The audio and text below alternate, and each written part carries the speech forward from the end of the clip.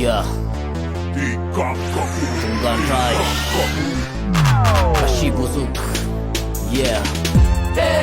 atakon luanda Atipukos Baschi bouzook.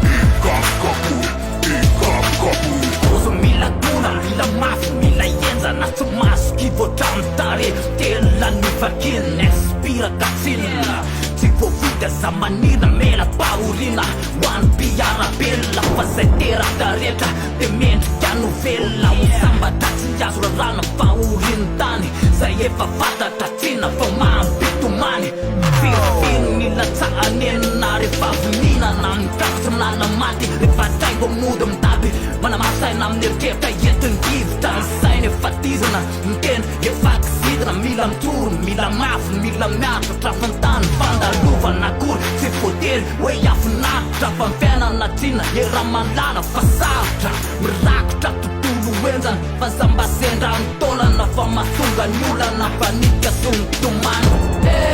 atakon lohala Atipukos Baschi bouzook. Manalila mandala tsy mitsahatra mikaroka fa anorinany ny fiaina tsy maintsy mbolo enjana raha mitombo ny endry sy ny manapaizana tsy maintsy mboly tomboko ny adala sy ny tendrana fa mpiainany lahy efa mapanakiana tsy maintsy mizany manaraka fahoarinana tihinana sy tiana diapeny efa napetraka hosainsainy zay rehetrarehetra mahay miteraka fa namatanjakotry ny omby azy tsy maintsy mbolo reraka kanjara lany mametraka na manaikorezi na iady mba hofitaratra hoan'ireo mpanaraka tsy mionina amin'ny anjara raty fa mitady fazavany fiainana tranty zay efa fantatra fa mila faharetana manetanetapon'olona fijorony lambonaritra fijorony lambonaritra atakon lohala Atipukos